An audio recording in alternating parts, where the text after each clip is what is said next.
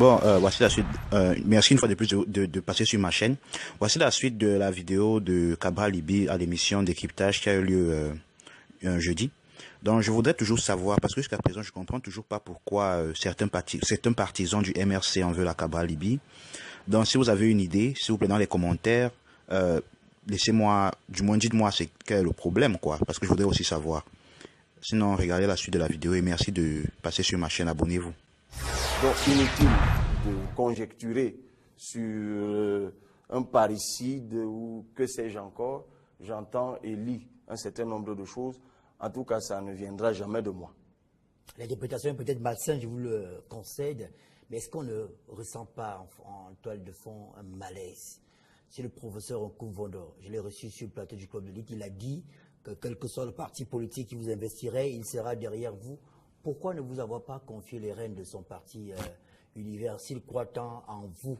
Est-ce qu'il n'y a pas derrière des problèmes entre le professeur Nkoumvondo et vous, ou tout au moins ceux qui vous accompagnent, vos lieutenants? C'est pour ça que je disais en off avant l'émission que pour vous avoir fréquenté pendant les chroniques, je vous connais un côté quelque peu vicieux. Vous voyez à quel moment de l'émission vous-même vous faites l'aveu de ce que sur votre plateau, le professeur avait annoncé que je pourrais être investi par un autre parti politique et prenait l'engagement devant vous-même qu'il m'accompagnerait. C'est ce que j'essayais de vous dire depuis 10 minutes en d'autres termes. En revanche, dans toutes les familles politiques, dans tous les partenariats du monde, il peut y avoir des malaises. Et dans notre cas, il y a eu un malaise. Voilà. Malaise, mais c'est tout autre chose. Ça n'a rien à voir avec nos rapports. Le malaise est né de ce que certains membres du mouvement 11 millions de citoyens sont allés au Parti Univers. Le Parti Univers les a accueillis tout naturellement parce que nous étions en partenariat. Mais eux, une fois de ce côté-là, se sont autorisés soit des sorties malencontreuses, soit des propos désobligeants, parfois injurieux à l'endroit de leurs anciens camarades du mouvement 11 millions de citoyens. C'est ça qui a créé un malaise et c'est tout à fait normal qu'il y ait ce type de malaise. Mais bon, comme je vous l'ai dit, dans toutes les familles, il peut y avoir un malaise. De toute façon, il y a eu une réunion et c'est ce malaise qui a commandé la tenue de la réunion que j'ai évoquée tout à l'heure le 3 mars, à l'issue de laquelle la résolution de créer un parti politique a été prise. J'espère que maintenant vous êtes satisfait par les réponses et ceux que nous regardent également. Une question peut-être banale, mais qui revient régulièrement sur la toile. Un certain Sam Severin Ango, je présume que vous le connaissez, il a été porte-parole de Akeremouna. Il a démissionné, soit il a été viré. On n'a pas l'exactitude sur les faits, mais il a rejoint un autre candidat. Il le dit régulièrement être celui qui vous a emmené à vous, en politique, du moins à être candidat à l'élection présidentielle. Est-ce que Cabral, aujourd'hui, peut être clair sur le sujet? Y avait-il une relation antérieure entre M. Ango et vous? Quel rôle a-t-il joué dans votre arrivée sur la scène politique? Alors, du peu que je sais du personnage, c'est qu'il fut chroniqueur sportif. Puis, par la suite, lorsque j'ai signé un contrat avec Radio Equinox, pour faire des chroniques matinales, parce qu'il faut rappeler que pendant que je faisais des chroniques sur Vision 4, oui, j'en faisais depuis 2015, et ça a duré 2 ans et demi. Je faisais une chronique à 7h20 sur Radio Equinox. Et à l'époque d'ailleurs, c'était dans le journal, c'est Madame Sandrine Yamga qui présentait le journal. Puis par la suite, elle a été remplacée par Monsieur Sam Severin Ango. Donc, il était de l'autre côté du bout de fil, puisque moi je présentais les chroniques au téléphone à partir de Yaoundé. Bon, lorsque vous échangez tous les matins dans le cadre d'un rapport professionnel, il peut naître évidemment une affinité d'ordre professionnel. Il peut même naître une séduction qui fait que par la suite, M. Sam Severin Ango a souhaité faire partie de mon équipe de campagne. Sauf que, si mes souvenirs sont bons, les conditions à l'époque qui semblaient être les siennes ne nous convenaient pas et il a jeté son dévolu sur une autre formation politique où les conditions que nous ne pouvions pas satisfaire avaient été satisfaites. Vous savez, je ne suis pas clairement exposé ces conditions? Oui, bien sûr, mais comme c'était les siennes, quand vous le verrez, il vous les donnera.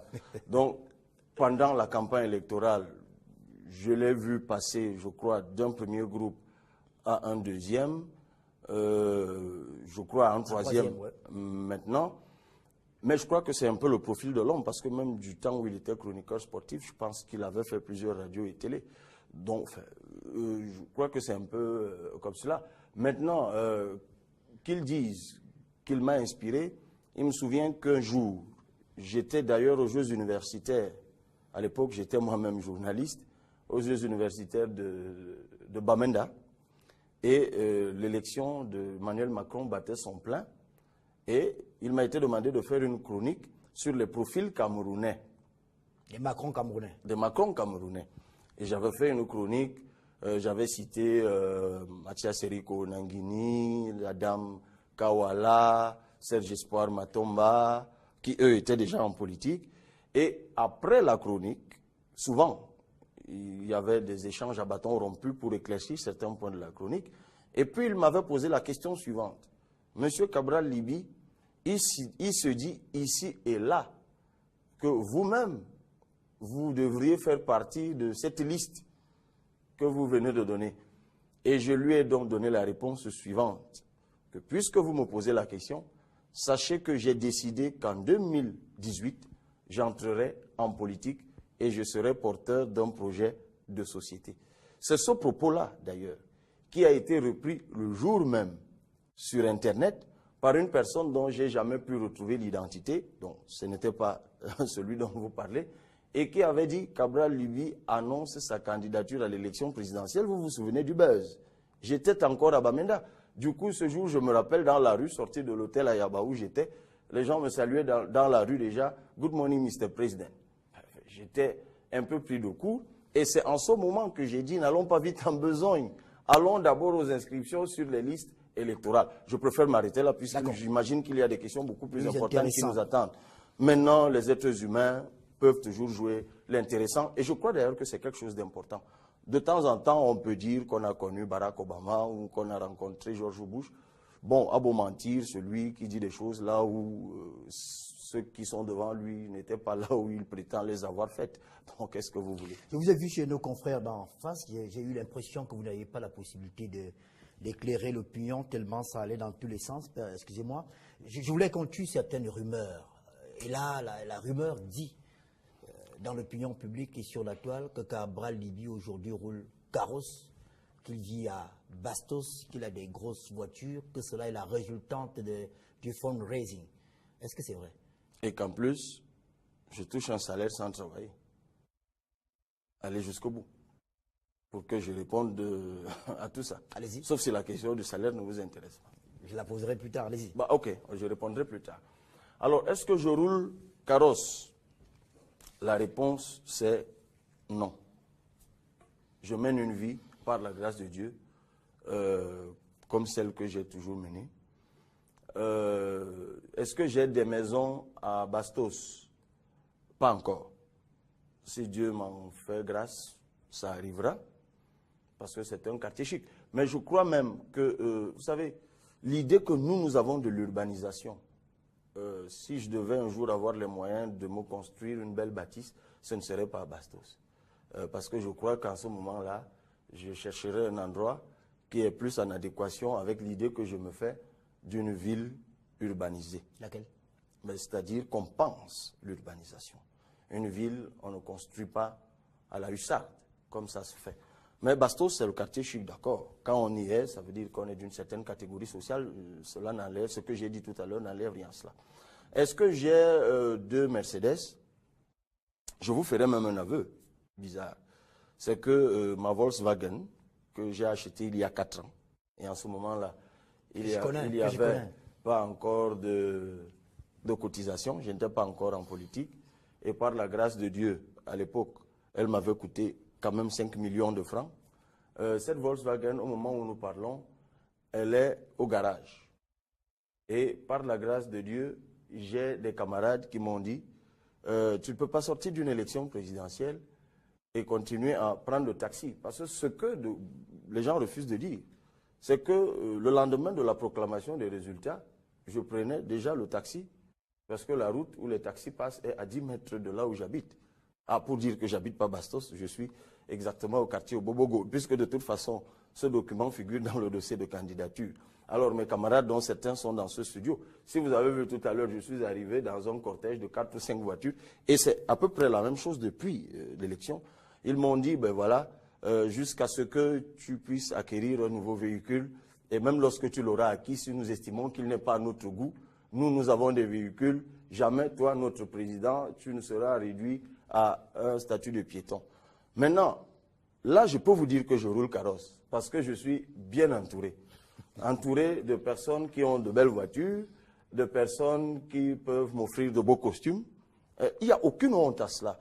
Vous savez, je suis le premier homme politique au Cameroun à avoir réuni 30 millions, pour la première fois 30 millions de francs de sa vie, grâce au sacrifice des Camerounais.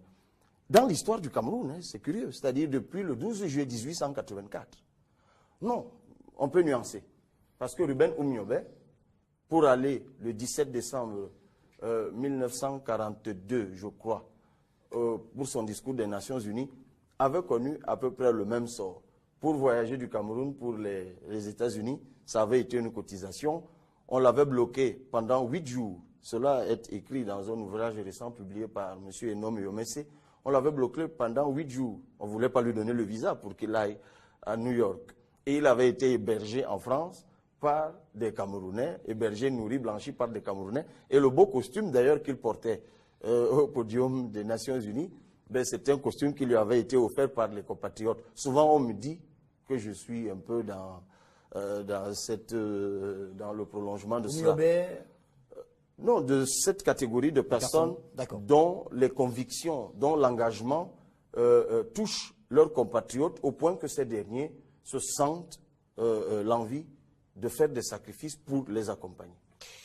Certains de vos camarades, comme l'ancien coordinateur de l'Ouest, je parle de 11 millions de citoyens, estiment que vous n'avez pas fait les comptes après l'élection présidentielle. Au contraire, on vous a vu aux États-Unis en compagnie de votre épouse, que vous n'êtes pas prêt à mettre votre tablier pour une assemblée générale élective. Quelle est la situation aujourd'hui au sein de 11 millions de citoyens, surtout à l'Ouest Cameroun? Alors, il y a quelques semaines, une élection s'est tenue, une assemblée régionale réunissant les coordinations de tous les départements du mouvement 11 millions de citoyens s'est tenue. Et au cours de cette assemblée générale, il y a eu une élection à laquelle, d'abord, il y a eu une résolution, parce qu'il y a eu une précédente discussion, résolution qui tenait à ce qu'il y ait un coordonnateur intérimaire. Parce que moi, j'avais estimé qu'on ne pouvait pas faire d'élection en dehors de ce qui est prescrit par les textes. Je rappelle que les délais, et j'avais signé d'ailleurs aussi une directive dans ce sens, et je souhaitais que les choses se passent comme cela. Néanmoins, compte tenu du climat qu'il y avait à l'Ouest, toutes les autres coordinations ont exigé qu'il y ait une assemblée et qu'il y ait désignation par vote d'un intérimaire. Et je rappelle que la personne dont vous parlez a présenté sa candidature comme coordonnateur intérimaire cette fois, a battu campagne devant ses autres camarades et a perdu l'élection. Mais ça n'empêche qu'il soit candidat lors de l'Assemblée générale qui aura immanquablement lieu contre moi et je lui souhaite un meilleur sort. Mais quant au compte, puisque vous avez... et c'est d'ailleurs aussi l'occasion de rappeler que ce camarade est un camarade très dynamique. D'ailleurs, nonobstant tout ce qu'il dit, il est resté dans le mouvement.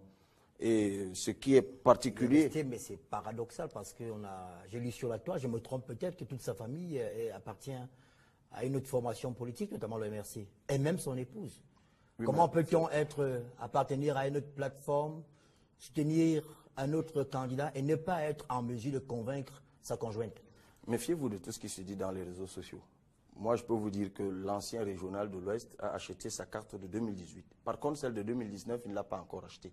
Mais celle de 2018, il l'avait bel et bien achetée. Et son épouse?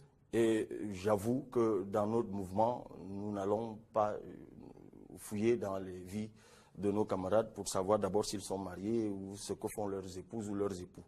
Mais pour les comptes, et je crois d'ailleurs que toutes les organisations à peu près normales fonctionnent comme ça, mais n'empêche, il y a certains camarades qui militent avec leurs épouses ou leurs époux.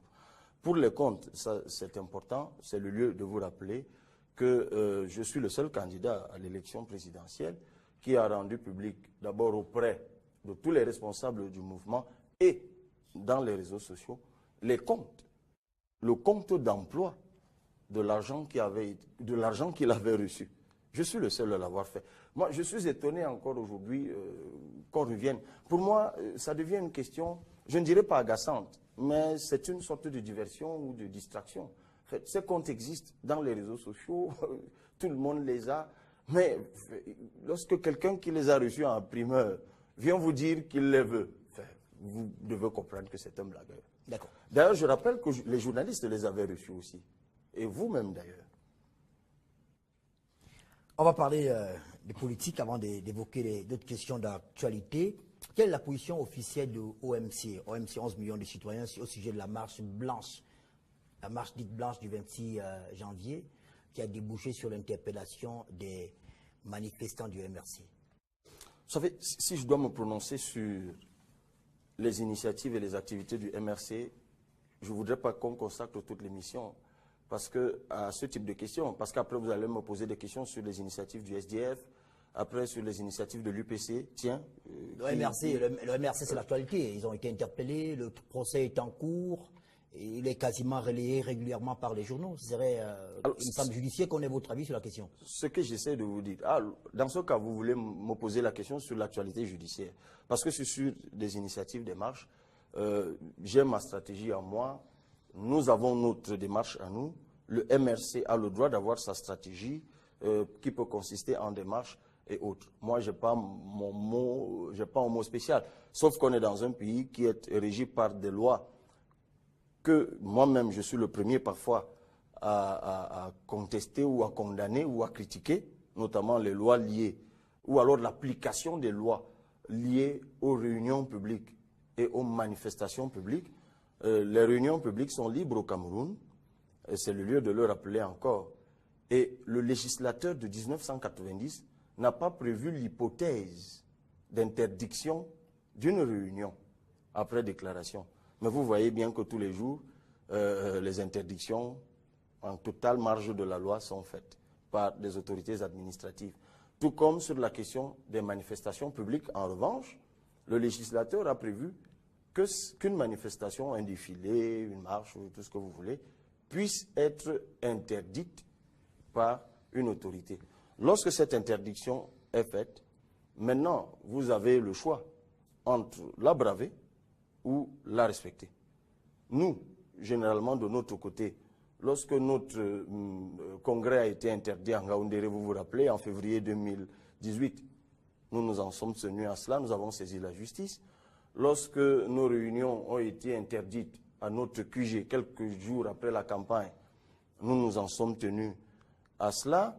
Donc chaque fois que nous, on nous a interdit, l'autorité a estimé qu'elle devait interdire nos réunions, nous nous en tenons à cela. Ça, c'est notre démarche à nous. Maintenant, je prends acte de ce que, au niveau du MRC, eux, nonobstant l'interdiction, avaient décidé de marcher. C'est leur stratégie.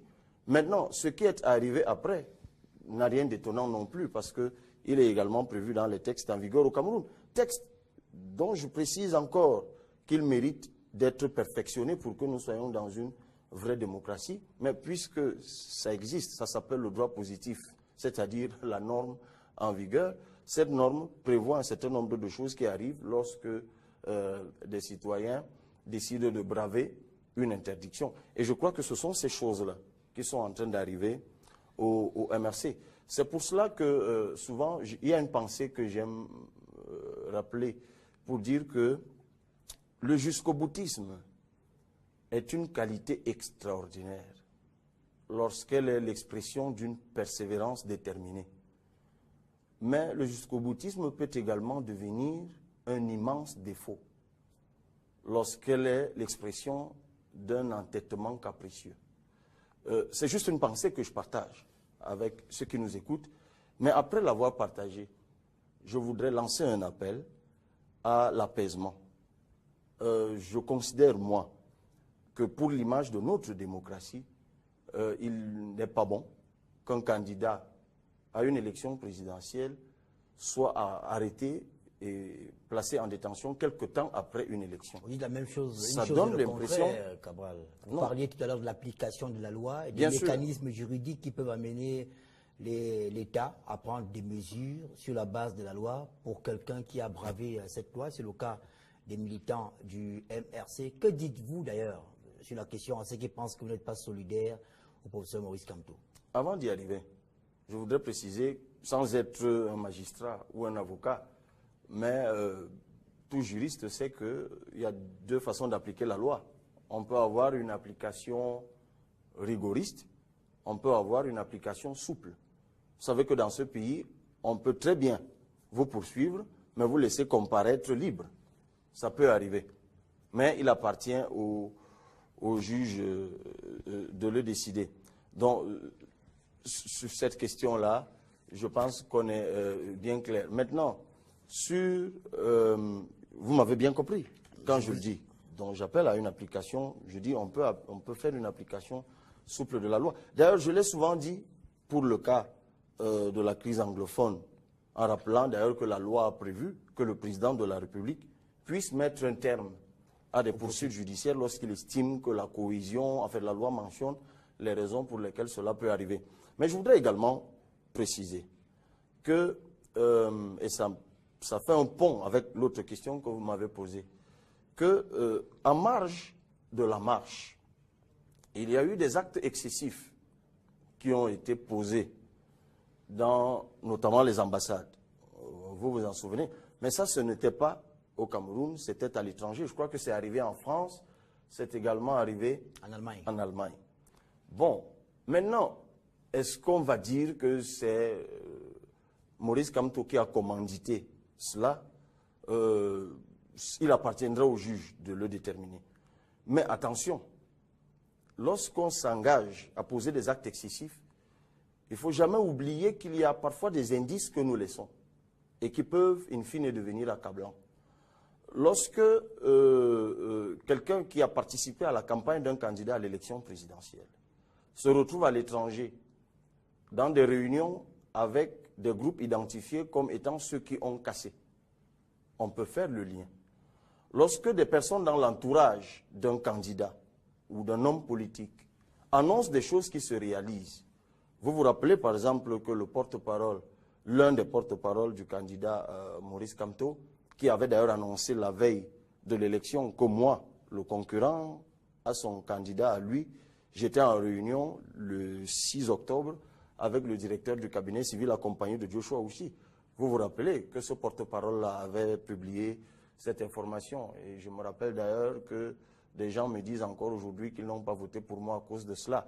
Mais il me souvient aussi que ce porte-parole-là avait fait des déclarations un peu excessives. Donc c'est la somme de tout cela qui peut peut-être justifier que la souplesse à laquelle j'appelle n'ait pas été choisie par le gouvernement, hélas. On va parler du scandale d'Eido. Un enfant a été poignardé. Il en est mort au lycée d'Eido où règne l'insécurité, en croire de nombreux confrères qui ont fait la descente sur le lieu et même ceux de Vision 4 Télévision. On vous a vu, notamment à la télé.